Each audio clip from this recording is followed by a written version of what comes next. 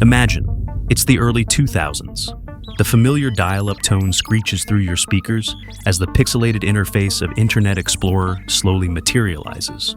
You're in your comfort zone, just another night exploring the digital frontier. But tonight is different. On an obscure message board, amid discussions of conspiracy theories and fringe science, you encounter something extraordinary. A desperate message from beyond our time. A man claiming to be from the year 2036 has arrived with urgent warnings about our collective future. He calls himself John Titor, a time traveler on a mission to save humanity. In the vast digital wilderness where anonymity reigns supreme, where truth and fiction dance in perpetual twilight, you face a choice. Dismiss this as an obvious hoax, or follow the white rabbit into a reality where time itself might be malleable. This is the story of how one mysterious figure disrupted our understanding of reality and possibility, how an ordinary message board user embarked on an extraordinary journey that would transform internet culture forever. This is how one person, or perhaps several, managed to convince thousands that time travel wasn't just theoretical physics, but had already happened.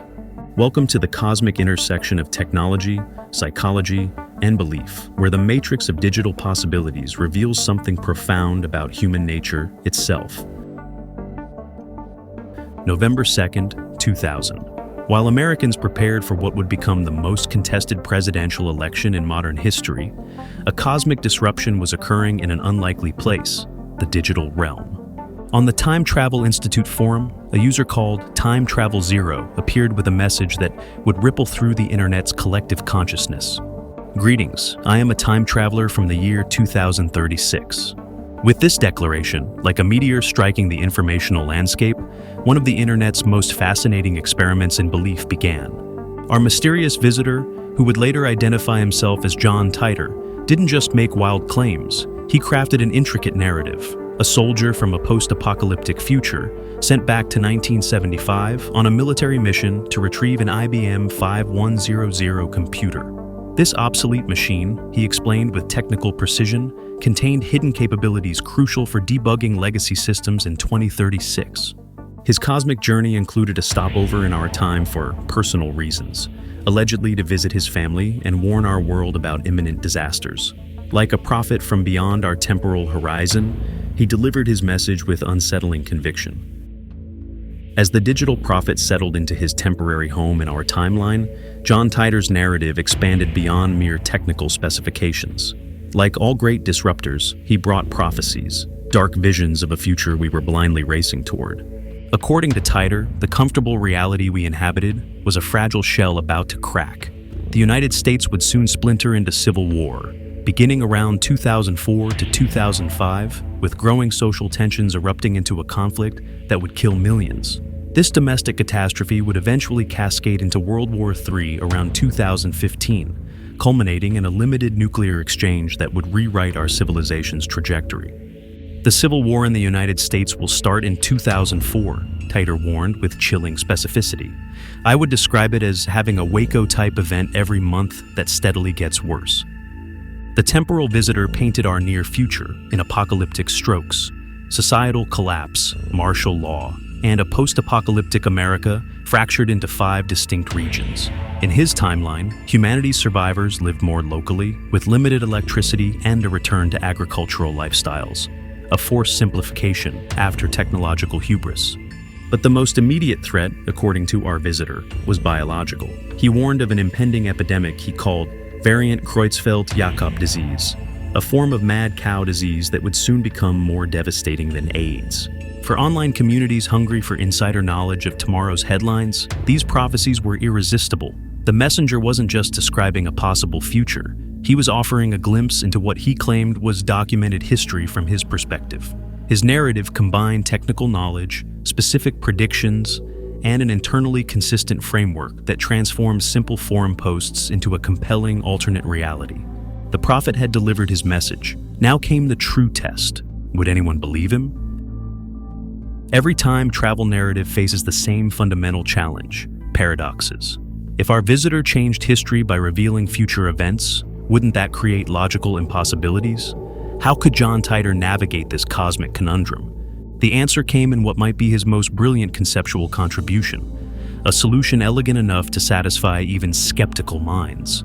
When forum participants questioned why his revelations wouldn't alter the timeline, Titor introduced a framework that would become the cornerstone of his mythology: divergent world lines. The world line I originated from and the one we're on now are already about 2% different, he explained with scientific precision. This divergence will continue to grow as we move forward in time. This wasn't mere hand-waving, it was conceptual brilliance. By framing time travel within a multiverse context, Titor incorporated legitimate quantum physics theories, the many worlds interpretation, and quantum superposition, lending his narrative the weight of actual theoretical physics. Think about the cosmic elegance of this solution. When a time traveler journeys to the past, they don't change their original timeline, but instead create or enter a parallel reality slightly different from their own. The mathematical precision, 2% divergence, added a veneer of scientific measurement to what was essentially an unfalsifiable claim. This framework accomplished something remarkable. It transformed a logical problem into a narrative strength. If his predictions failed to materialize exactly as described, the divergence between world lines was simply greater than anticipated. Our mysterious visitor had crafted the perfect scientific shield against future scrutiny, a hypothesis that could never be disproven, only reinterpreted. The prophet had protected his message against the very flow of time itself. What separated John Titor from countless other internet hoaxers was his provision of evidence. He shared multiple photographs of his supposed time machine, including close-ups of its components and the operating manual. The most compelling piece of evidence involved the IBM 5100 computer, the ostensible reason for his mission. Titor claimed this particular machine contained hidden capabilities that weren't public knowledge. The IBM 5100 has the ability to emulate APL and BASIC programming languages, he wrote. This feature was not widely known outside of IBM at the time. Remarkably, this specific claim was actually true. The IBM 5100 did indeed have undocumented emulation capabilities that weren't common knowledge in 2000. This fact, which was later confirmed by IBM employees, became a cornerstone for Titor believers. How could an ordinary hoaxer have known such an obscure technical detail? However, this smoking gun wasn't quite as miraculous as it seemed. Information about the IBM 5100's hidden features had been published in technical journals and computer hobbyist magazines years before Titor appeared. An informed technology enthusiast could have known this detail without requiring time travel. As 2001 progressed, Titor's posts attracted increasing attention. He expanded his story across multiple forums, most notably on the message boards of Art Bell's Coast to Coast AM, a popular late-night radio show known for discussing paranormal topics. His predictions about civil unrest resonated powerfully with many Americans in the uncertain months following the contested 2000 election and the September 11th attacks. His technical explanations fascinated physics enthusiasts, while his descriptions of a post-apocalyptic future appealed to the growing prepper movement. By March 2001, Titor had become an internet micro-celebrity. People were analyzing his every word, attempting to verify his claims, and debating his authenticity across dozens of websites. Then, as suddenly as he had appeared, John Titor vanished. On March 24, 2001, he posted his final message, claiming he was returning to 2036. He thanked those who had engaged with his story and left with a final cryptic warning about the diverging world lines. Remember, the only real difference between your world line and mine is how you react to the information I've provided, he wrote. I hope it helps you make wise decisions. With that, the time traveler was gone, but his legend was just beginning. As Titor's predictions failed to materialize, no civil war erupted in 2004. No nuclear exchange occurred in 2015. Many dismissed him as an elaborate hoax. Yet a dedicated community continued to analyze his posts, looking for hidden truths or evidence of his identity. In 2003, an Italian investigative TV show called Voyager conducted one of the most thorough investigations into the Titor phenomenon. They traced the IP addresses used for his posts to a computer in Florida and uncovered connections to a Florida-based entertainment lawyer named Larry Haber. Haber, interestingly, claimed to represent Kay Titor, allegedly John's mother, and had registered a foundation and several trademarks related to the John Titor story. When confronted, Haber denied creating the hoax, but showed a suspicious level of involvement with commercializing the narrative. Further investigation by amateur detectives pointed to Larry's brother, Maury Haber, as a possible creator of the hoax. Maury had the technical background that aligned with the sophisticated computer and physics knowledge displayed in Titor's posts. The John Titor Foundation, established in 2003, began selling merchandise and attempted to option the story for film and television productions. What had begun as mysterious posts on obscure forums had transformed into a potential commercial enterprise. What makes the John Titor story so enduring isn't just its creative narrative, but how perfectly it exploited both internet culture and human psychology. First, the timing was impeccable. The early 2000s marked a unique moment when internet access was widespread, but verification tools were limited. Digital literacy was still developing, and the boundary between online and offline realities was more permeable than today. Second, the story leveraged confirmation bias masterfully. Titor's predictions were specific enough to seem falsifiable, yet vague enough to be retrofitted to events. When he predicted civil unrest and a constitutional crisis, believers could point to any political conflict as evidence. When he warned of problems with the current president, such a broad statement could apply to virtually any administration. Third, the narrative tapped into millennial anxieties about technology, governmental authority, and global stability. The Y2K scare had just passed, 9/11 would soon occur, and conspiracy theories about government overreach were gaining mainstream traction. Titor's dystopian future felt uncomfortably plausible to many. Perhaps most ingeniously, the hoax incorporated a built-in defense mechanism through the Divergent world lines concept. This unfalsifiable element meant that no failed prediction could definitively disprove the story, the perfect self-sustaining myth for the digital age. 25 years after his first appearance, John Titor remains one of the internet's most discussed time travelers. Despite his predictions failing to materialize, his story continues to inspire books, documentaries, and even a popular Japanese anime series called Steins Gate. The Titor phenomenon marked an important transition in how we consume and process information online. It was one of the first major internet legends to cross over into mainstream awareness, pioneering a path later followed by creepypastas, ARGs, alternate reality games, and viral marketing campaigns. Today, the story serves as a fascinating case study in digital folklore and misinformation. It demonstrates how a well-crafted narrative, combining technical jargon, unfalsifiable claims, and emotional resonance, can create a legend that persists despite rational debunking.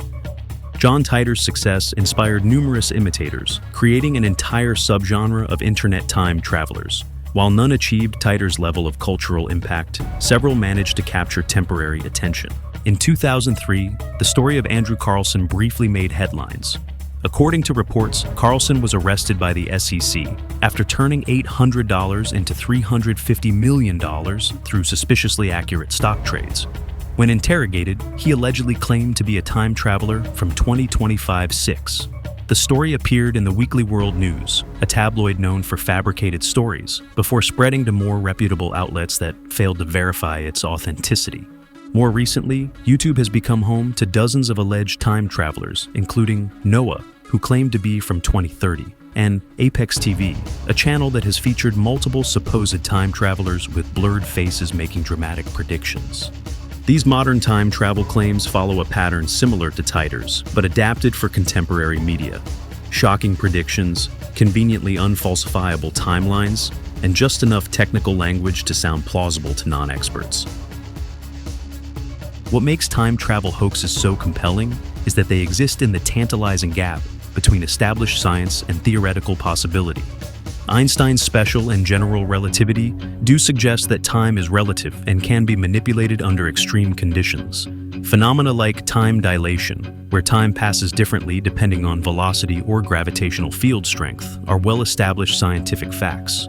Theoretical physics includes several hypothetical mechanisms for time travel, including wormholes, cosmic strings, and Tipler cylinders, rotating masses that might create closed time-like curves, allowing travel to the past.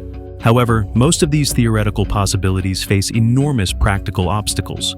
Creating a traversable wormhole would require exotic matter with negative energy density. Manipulating cosmic strings exceeds our technological capabilities by orders of magnitude, and the paradoxes created by backward time travel, particularly the grandfather paradox, remain philosophically problematic. John Titor's explanations cleverly incorporated legitimate scientific concepts, microsingularities, gravitational distortion, and parallel world lines, giving his story a veneer of plausibility that more simplistic time travel claims lack. Here's something fascinating. Time travel hoaxes evolve like technological fashion statements throughout history. In the steam-powered 1890s, time machines had brass gears and hissing valves. During the atomic age, suddenly time travelers arrived via nuclear-powered contraptions with flashing electromagnetic panels. By Titor's era, with physicists theorizing about quantum mechanics and black holes, his time machine conveniently employed microsingularities and gravity distortion fields. And today's supposed time travelers? They casually mention quantum computing interfaces and AI-enhanced temporal navigation systems. But it's not just the technology that changes, it's the warnings they bring. Victorian time travelers, imperial collapse and class warfare, Cold War. Time travelers, nuclear annihilation. Titor-era time travelers, technological dependency and social fragmentation. Modern time travelers, climate catastrophe and AI dominance. We don't just create time travelers, we create the exact time travelers that embody our deepest cultural anxieties. Each generation seems to need its own messenger from tomorrow. So, who was John Titor really? All evidence points to the Haber brothers of Florida, Maury with the technical expertise, and Larry managing the business side. But here's the twist. Despite extensive investigation, no one has ever definitively proven or claimed responsibility. And perhaps that's perfect. The Titor legend exists precisely in that twilight zone between fact and fiction. A digital mythology born when the internet was young, identity was fluid, and verification tools primitive. Think about it. Titor emerged at the exact moment when our collective relationship with online information was still forming. His story was complex enough to engage critical thinkers, mysterious enough to resist simple debunking, and resonant enough to tap into genuine anxieties about technology and society. This wasn't just any internet hoax. This was the perfect hoax for the digital dawn, combining unfalsifiable claims, technical sophistication, and emotional resonance in a way that transcended simple deception. The true brilliance of the Titor phenomenon isn't found in his failed predictions about civil wars or nuclear exchanges. It's in how eerily prescient his meta-message has become. Titor warned us about a future where centralized information systems couldn't be trusted. People would return to local, direct communication networks. Distinguishing truth from manipulation would become a survival skill. Sound familiar? In our world of deepfakes, filter bubbles, and weaponized misinformation, Titor's warnings about fractured reality feel unnervingly relevant, even as his specific predictions failed spectacularly. Here's the ultimate time travel paradox. John Titor wasn't a time traveler, but his story was. It has journeyed through our digital consciousness for over 2 decades, continuously revealing new meanings as our relationship with technology and truth evolves. The most important question isn't whether Titor came from the future, it's whether his story somehow glimpsed aspects of our digital future that even its creator couldn't have fully intended. In a world where seeing is no longer believing, where reality itself seems increasingly malleable, perhaps John Titor's final message wasn't about civil wars or nuclear disasters. Perhaps it was about the coming war over truth itself, a battle being fought not with weapons, but with information. And in that battle, critical thinking becomes our most powerful shield. As we hurtle forward into our own uncertain futures, remember, we're all time travelers in a sense, moving inexorably forward, contemplating paths not taken, wondering if our destinations are fixed or fluid. The only question is, if we could send messages back or forward in time, what would we say?